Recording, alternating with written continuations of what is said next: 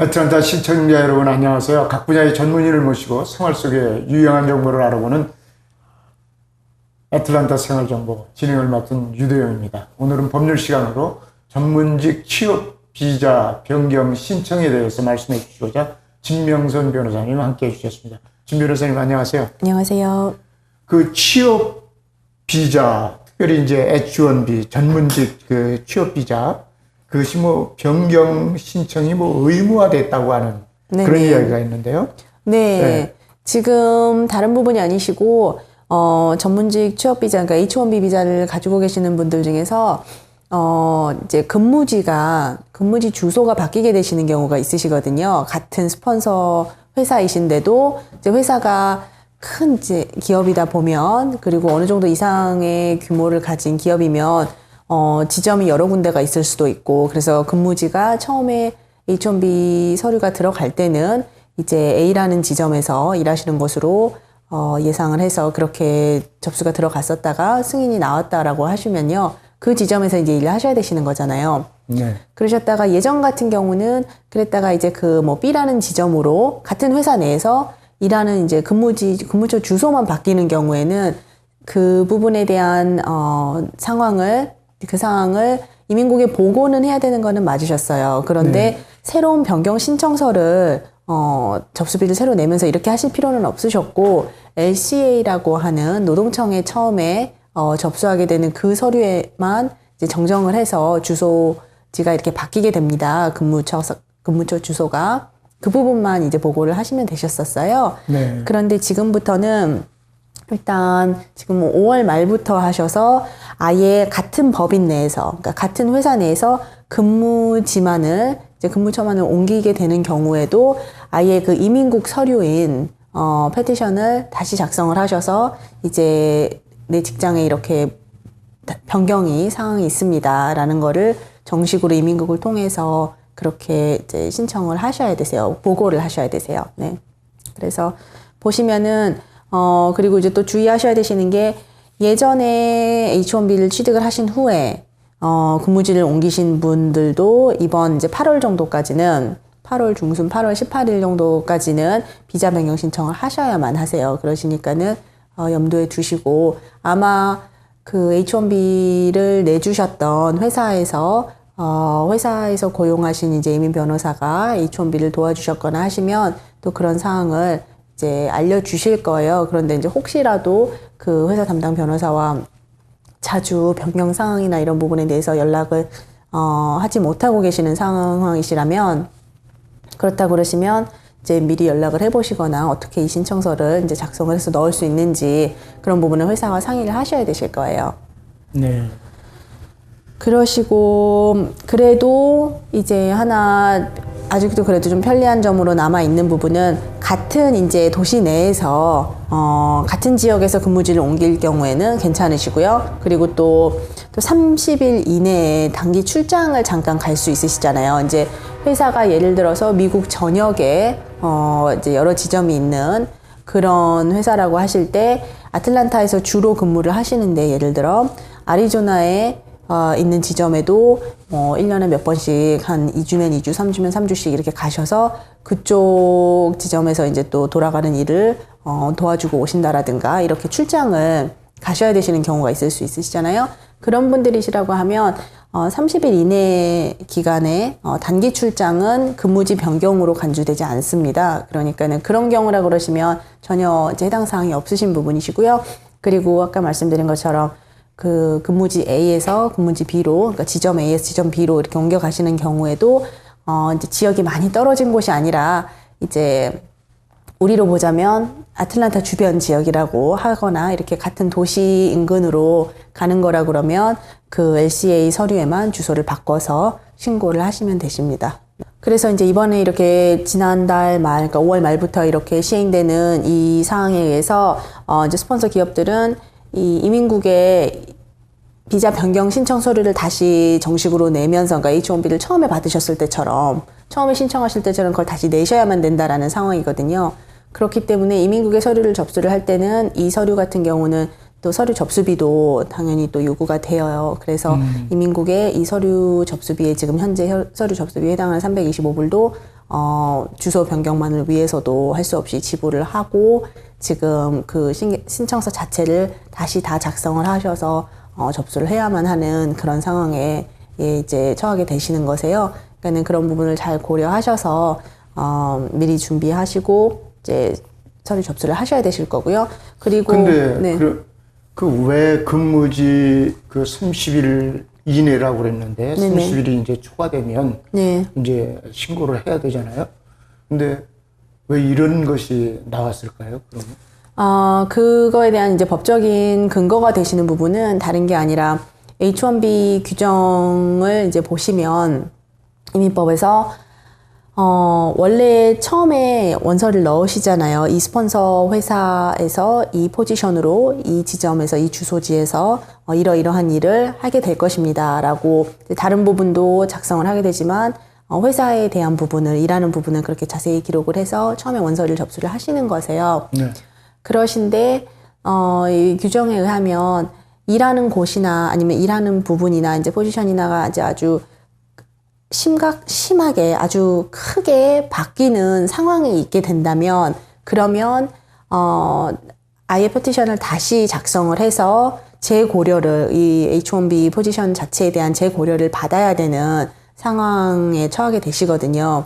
그래서 지금 보시면은 지난 4월에 이제 이민국 산하 행정명령국에서 어떤 부분이 이제 나왔냐면 항소를 심의를 늘 해주는 그 기관이 있어요. 그 항소국에서 결정을 내린 부분이 4월에 같은 회사 내에서라도 네. 근무지가 주소가 이제 말씀드린 것처럼 아주 가까운 곳에서 이렇게 옮겨 가신 이제 한 도시 내에서 도시 인근 내에서 바뀌신 게 아니라 예를 들어 주가 바뀐다라든가 이런 식으로 바뀐다 그러면 그 각 위치마다 또 노동 상황이 또 다르고 그렇기 때문에 그 상황만 바뀐 것도 아주 중대한 상황의 변화로 큰 상황의 변화로 간주된다. 그렇기 때문에 새로 페티션을 내야 되는 게 맞다라고 지금 그래서 이렇게 되신 겁니다. 네. 네. 법적으로가 이제 그렇게 판결이 났구만요. 그게. 그렇죠. 그런 근거가 있기 때문에 이제 충분한 근거가 있다라고 결정이 내려졌기 때문에 그러면 가까운 곳에서 이렇게 움직이는 같은 인근 지역에서 움직이는 거거나 아니면은 말씀드렸던 것처럼 이제 아주 단기 기간에 30일 이내에 단기 기간에 이제 회사 내에서의 출장, 다른 지점으로 이제 출장 이런 부분은 당연히 영구에 옮기시는 게 아니니까 그런 부분은 그냥 직무를 수행하는 거에 있어서 잠깐 필요한 거니까 상관이 없다. 뭐 중대한 상황 변화로 간주되지 않으니까 상관이 없다. 그렇지만 아주 이제 먼 곳으로 가게 되거나 이러면 그쪽에 또 이제 노동 상황이 다르기 때문에 노동시장의 상황이 다르기 때문에 그러면 우리가 다시 검토를 해야 된다라는 이제 근거에 의해서 이렇게 지금 시행이 되게 되는 거고요. 그래서 지금 하나 아셔야 되시는 거는 그 325불 접수비가 새로 들어갈 뿐만이 아니고 그리고 주소만 바뀐다라고 생각을 하실 수도 있지만 그 주소가 바뀐다라고 해서 이 페티션을 넣으실 때 주소란만 기입을 해서 내실 수가 있는 게 아니고 그럼요. 전체 신청 서류는 다 작성을 하셔서 근데 이제 변경 사항이 있어서 이렇게 하는 겁니다. 그리고 변경 사항은 이것입니다라고 그렇게 이제 표기를 해서 작성을 해서 이제 접수를 하게 되시는 거거든요. 그래서 보시면 이 변경 신청을 이제 접수를 한 후에 이민국에서 접수를 받아서 고려를 하잖아요. 그래서 그 고려하는 동안에 그 심사 기간 중에 만약에 케이스에 이게 정말 아주 큰 변화가 있었어서 무슨 근거를 정확하게 찾을 수 있다 그러면 이민국에서 정말로 상황에 따라서는 기각이 될 수도 있는 이게 그 H1B가 잘 나왔었던 부분인데 H1B 그 지금 주소 변경에 따라서 지금 그 변경 신청을 했을 때 그 변경 신청이 기각이 될 수도 있는 그런 상황이라는 것은 알고 계셔야죠. 이게 접수만 하면 무조건 이제 다 승인을 내준다라는 게 아니고 그쪽에서 심사를 하고 나서 이제 합당하다라고 생각이 들어야지 승인을 내주는 거기 때문에요. 혹시라도 또 문제가 될 수 있는 케이스가 있는지 잘 처음부터 고려를 하시고 그러고 하셔야겠죠. 네. 그러니까 이게 근무지가 이제 이동되어졌잖아요. 네. 그러면은 이제 처음에 볼 때 근무지가 이동됐기 때문에 내가 이 서류를 취업 비자 변경 신청을 합니다. 그래서 이제 그런 쪽으로 해서 이제 냈지만 그분들이 심사관들이 볼 때에는 그 분야만 보는 게 아니라 다른 부분도 볼 수 있다는 거 아니에요. 그렇죠? 네. 그러니까 다른 부분, 기재된 다른 부분도 보면서 혹시나 그런 쪽에서 문제가 하재를 발견한다면 그걸로 인해서 기각의 이유도 될 수 있다. 그런 말씀이겠네요. 그렇죠. 그것도 이제 한 예가 되실 수가 있고요. 그렇지 않고 또 뭔가 상황이, 회사 상황이랑 이제 뭐 바뀐 게 있으셨는데 그게 또, 변경 신청을, 승인을 내주기에 또 결격 사유가 되는 부분이 만약에 발생하셨었더라면 그러면 또 문제가 되실 수도 있겠죠. 네. 그러니까 여러 가지 예 중에 이제 한두 가지세요. 네. 그러시고 또 이번에 올해 회계연도가 H1B 회계연도가 이제 4월 1일부터 접수가 시작이 됐었잖아요. 네. 그리고 다들 예상했었던 것처럼 바로 열자마자 또 문이 닫힐 정도로 많은 수의 케이스들이 이제 들어왔었고요. 접수가 됐었는데 지금 합계를 내서 이제 발표가 난 게 거의 4대1의 기록의 그 정도의 경쟁률이었었다라고, 네, 이제 그렇게 추첨 경쟁률이요. 그렇게 발표가 났어요. 그러니까는 일단은 보시면은 이제 석사용이 5만 건, 그리고 이제 학사용이 18만 3천 건 이렇게 신청서가 들어왔었다라고 5월 말에 공식적으로 이제 발표를 했습니다. 그래서 그 부분 알려드리고요. 그리고서 정말로 그래서 이제 석사용 비자 추첨 탈락자 이제 3만 명 정도까지 포함을 한다 그러면 정말로 그 올해 발급될 총수가 5만여 개 이제 비자가 있으시거든요. 5만 한 8,200, 거의 한 6만 개의 비자가 있는데요. 학사용 비자가. 그런데 그 수를 거의 이제 총 21만 명이 넘는 사람들이 경쟁을 했던 거죠. 치열하네요. 그렇죠. 그러니까는 그만큼 사실은 H1B 케이스를 이제 원하는 H1B 비자를 사용해서, 그러니까 말하자면 외국인 신분인데 고학력자이시고 전문직에 종사하실 수 있으시고 이런 고급 인력들을 미국 회사들에서, 미국에 지금 소재하고 있는 그 미국 회사들에서 그런 외국인 출신 고급 인력이 그만큼 많이 필요하다라는 거를 보여주는 거죠. 한면으로. 예. 그래서 그런데 쿼터는 너무 정해져 있는 게 수가 적고, 그래서 이제 거의 4대1의 경쟁으로 그 비자 추첨이 이루어져야만 했을 정도로 그렇다라는 거니까 이런 부분을 이제 미국 정부에서도 정말로 좀 간과하지 말고, 그래서 이민 변호사 협회 측에서나 많은 이제 회사들에서도 사실 로비를 많이 하고요. 주장을 하고 이제 바라는 거는 이 비자 수를 지금 너무나 비현실적이다. 지금 우리 요즘 상황에 너무나 맞지 않는다. 뒤처져 있는 지금 부분이다. 라는 주장이 많이 있거든요. 그러니까는 좀 요즘에 이 시대의 상황을 좀 보고서 얼마나 미국 기업들이, 그는 미국 기업이라는 것은 정말 미국 경제를 움직이는 원동력이 되는 이런 유닛들인데요. 그래서 얼마나 미국의 이제 경제를 좌지우지하는 이 기업들이 고급 외국인 인력을 필요로 하는지 그거를 정말 잘 인정을 하고 파악을 하고 좀 비자 수를 늘려줄 수 있으면 합법적으로, 그러면 정말 도움이 되겠죠. 네. 그러면 이제 뭐 5만 보통 8,200개가 이제 취업 전문직 줄 쿼터량이라고 하면 네네.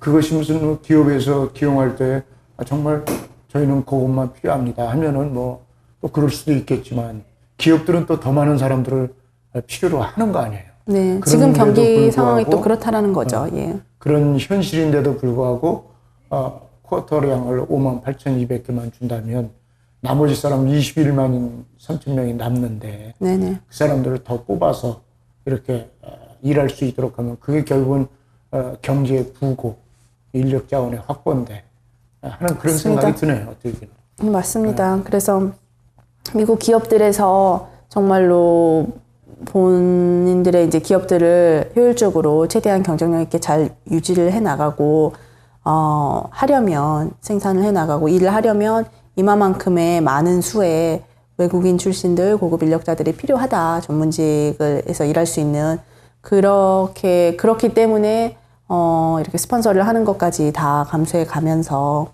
했다라는 건데, 기업들에서 그렇게 원함에도 불구하고 비자 수 자체가 너무나 턱도 없이 모자라기 때문에 정말 말씀하신 것처럼 그 남은 추첨해서 뽑히지 못한 사람들은 아예 서류 심사를 받을 수 있는 기회조차 그렇죠. 못 받고 이제 뭐 취업이 돼서 특히 H1B로 취업이 돼서 그 회사에서 이제 일을 하면서 미국 사회에 기여할 수 있는 기회 자체를 이제 잃게 되는 거니까요. 사실은 미국 전체 사회 전체로 봐도 좀 큰 손실이라는 주장이 충분히 나올 수 있죠. 네. 네.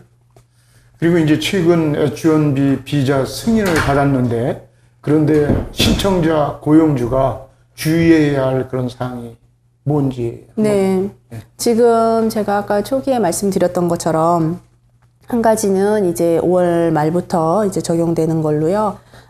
근무처 주소가 바뀌게 되는 경우에 이제 아예 이민국에 정식으로 신청 서류를 내서 주소 변경에 대한 거를 그 의무를 다 하셔야 되시는 거고요. 그러시고 또 한 가지는 비자 승인을 받으시고 나셨으면 일단은 이제 추첨회사랑 다 뽑히셔서 되셨다라는 거니까 이제 되신 거고요. 그런데 그 부분에 있어서 처음에 비자를 신청을 하셨을 때 H1B를 특히 이제 벌써 승인을 이게 받고 이렇게 하셨으면은 이제 빠른 진행으로 하셨었거나 아니면은 변경이셨거나 그냥 그러실 수가 있는데요.